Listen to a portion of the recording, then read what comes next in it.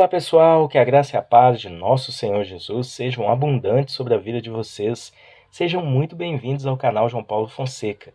Eu sou o pastor João Paulo Fonseca e estamos juntos para mais um review, e um review de uma obra muito importante, principalmente para você que é pentecostal, para você carismático, você que crê na continuidade dos dons espirituais, ou você que talvez não crê. Através da leitura desse livro, você vai passar a crer. 2000 anos de cristianismo carismático.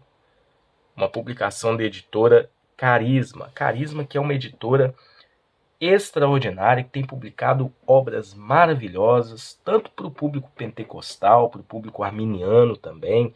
Ela vem se consolidando no mercado brasileiro com excelentes publicações. E esse livro é um guia histórico provando, através da história, de relatos históricos, através da história da igreja, que os dons espirituais continuaram ao longo dos 2000 anos do cristianismo. Mesmo que a gente entrou aí num período de, entre aspas, cessacionismo, mas aqui a gente percebe, através da leitura desse livro, que nos 2000 anos aí da história da igreja, a gente teve manifestações, sim, dos dons espirituais, dos moveres aí, espirituais, enfim, Então vou estar mostrando para vocês uma obra bem interessante da editora Carisma, uma editora maravilhosa, que eu sempre indico aqui para vocês os livros dessa editora. Se você não é inscrito em nosso canal, se inscreva, deixa o seu like, e na descrição do vídeo tem um link dessa obra para você estar adquirindo, tá bom? Então aqui a gente tem uma capa brochura, aquela folha amarelada, um livro muito legal. A gente tem aqui a ficha catalográfica, depois da folha de rosto. E a gente tem um sumário dessa obra, é um sumário muito completo, A gente tem aqui, deixa eu ver quantos capítulos.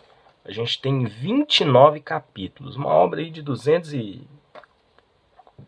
mais de 250 páginas, E ele vai trabalhar os períodos da igreja, nesses capítulos. Cada capítulo aqui é importante, está muito bem organizado, nesse sumário. Então a gente tem aqui desde o início da igreja primitiva. Primeiro traz aqui uma introdução, recuperando a história do cristianismo carismático, enfim. E aí ele trabalha em cada capítulo períodos da história da igreja. Então começa aqui com a igreja apostólica, depois começa com o período da patrística, ele vai caminhando, período da Idade Média, período da escolástica, ele vai caminhando, através dos períodos aqui, até mesmo na Reforma Protestante, a partir do capítulo 10, período pós-reforma, os avivamentos que nós tivemos. Então ele vai mostrando aqui, através da história da igreja, que os dons não cessaram como muitos acham. A gente teve manifestações aí, avivamentos, enfim, até chegar nos nossos dias atuais, tá bom? Então é um livro histórico que trabalha um pouco a história. A gente não pode negligenciar a história, os relatos históricos, enfim, tá? Então aqui tem reconhecimentos, prólogo, prefácio, uma introdução. Então, trabalhando um pouquinho aqui sobre o que é o movimento pentecostal, o movimento carismático, enfim. É interessante a diagramação desse livro, É um livro bem organizado, e a gente tem um conteúdo dele aqui, e as notas estão lateralmente, tá? Que facilita aqui a organização da leitura. Então, achei muito interessante isso. Bom, parte 1, a igreja primitiva, então ano 100.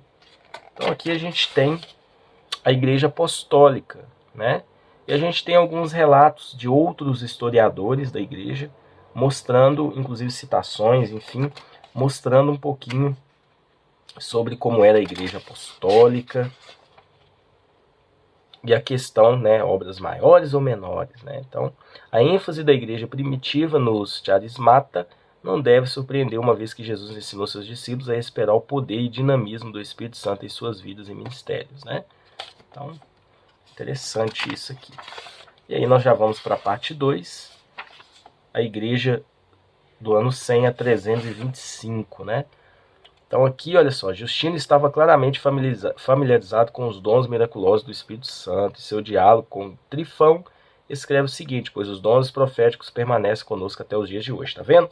Então essas citações históricas provam, evidentemente, a questão da continuidade dos dons, né, após a igreja primitiva, que já é século II, século III. Então tem citações de Orígenes, e aqui no lado, né, a gente tem a referência, né, nas notas, referência bibliográfica. Então Cipriano, por exemplo, enfim. Então, olha só, 4 relatos da igreja primitiva. E aí o capítulo 3, o declínio dos dons espirituais e a primeira renovação carismática. Os dons espirituais continuaram a se manifestar após o primeiro século.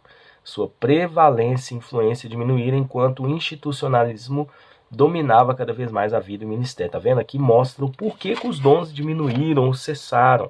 Teve uma causa, não é que Deus simplesmente reteve isso, mas houve uma causa aqui humana nisso, né?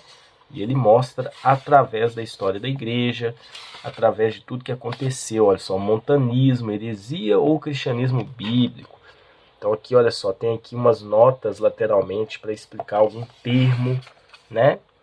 Então é muito interessante isso também.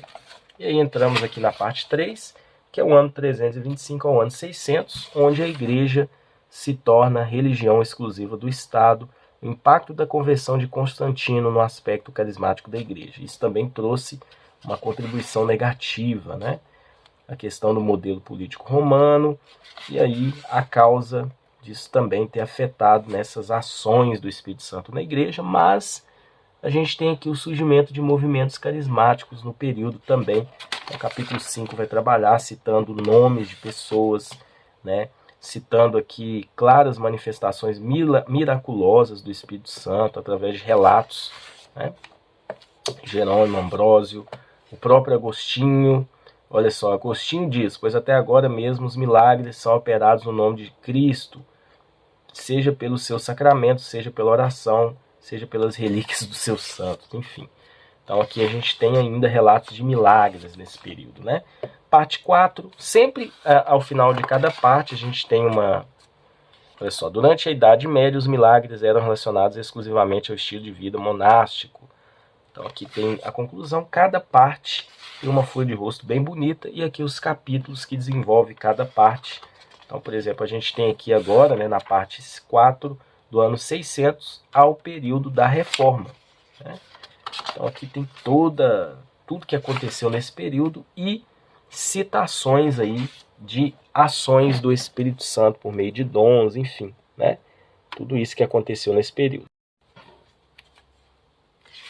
Então olha só que interessante, né? Ele faz citações, ele coloca nomes aqui sempre destacados, né? O período que as pessoas viveram, as situações que aconteceram, que provam a continuidade dos dons espirituais, dos milagres, enfim, né? Isso é muito interessante.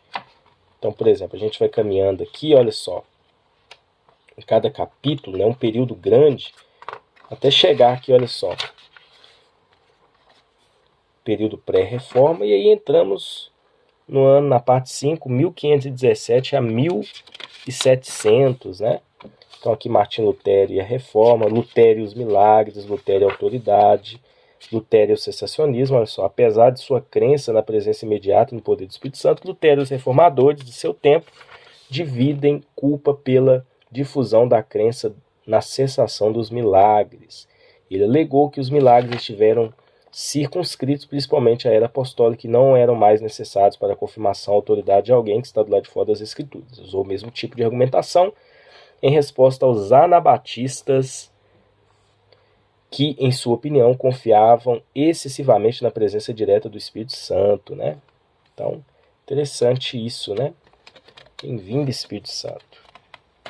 Então, aqui a gente tem mais algumas explicações. E aí, ele traz no próximo capítulo quem eram os anabatistas. E os anabatistas, eles, né, ficaram conhecidos como os tais reformadores radicais. E ele explica, né, a questão daquilo que o Anabatista cria e os exageros, segundo, né, muitos carismáticos e proféticos dos anabatistas, mas a gente percebia uma ação dos dons também ali, né, neles. Capítulo 12. Então, olha só, falando em línguas. Então, é interessante que ele vai caminhando pós-reforma e a gente tem pequenas manifestações, inclusive do falar em línguas, né? Nesse período, é muito interessante também. A partir do capítulo 14, o avivamento moraviano, esse avivamento foi muito interessante. Então ele coloca sempre o ano que aconteceu, olha só. 1700, um derramamento. Então esses avivamentos contribuíram muito para o crescimento da igreja protestante também, né? Parte 6, 1700 a 1900, que é o período onde nós tivemos muitos avivamentos, né? Situações acontecendo, por exemplo, o avivamento metodista com John Wesley, fenômenos espirituais extraordinários, inclusive John Wesley cita isso, né? Falando em línguas, nesse período também, uma segunda obra da graça, John Fletcher, grande despertamento de 1750, né? Jonathan Edwards, George Whitefield, enfim, né? Então a gente tem aqui, olha só, capítulo 18, Edward Irving, né? Não sei falar os nomes aqui desse povo. O dom do Espírito Santo, um surto carismático na Escócia, eventos em Londres. Olha, ele vai mostrando várias situações que aconteceram. Capítulo 19, os percussores do movimento pentecostal carismático do século XIX. Tudo isso que aconteceu aqui contribuiu muito para o movimento pentecostal no século XX. Charles Finney, por exemplo, né? Gordon. Então a gente tem The Right Moody, né? E outros, línguas e linguagem pentecostal. E aí a parte 7, início do século XX, e a gente tem aqui o início, como foi o derramamento, o movimento Holiness, que contribuiu aí para a gente chegar aqui no capítulo 21 e o avivamento da Rua Azusa, né? Então todo o desenvolvimento do livro, ele aponta para esse capítulo 21, e a gente tem aqui o início do movimento que nós conhecemos como movimento pentecostal, né? Tudo que aconteceu, a questão das ações, a colheita, como isso influenciou outras denominações, outras pessoas, né? A mensagem se espalha pelo mundo, aí cita países, Índia, América do Sul, Europa, sabe? Então tem um desenvolvimento histórico aqui também, né? E a parte 8, a gente tem o século XX, o desenvolvimento disso, né? Tendência do denominacionalismo, avivamento de cura no século XX, né? Também é fruto desse movimento, crescimento e oposição, né? O capítulo 27, o movimento carismático, que também é outro movimento oriundo desse avivamento, tanto na igreja protestante como também na igreja católica, né? Inclusive o movimento carismático nas igrejas históricas, como batistas, presbiterianos, enfim. Temos a terceira onda do movimento carismático, pentecostal.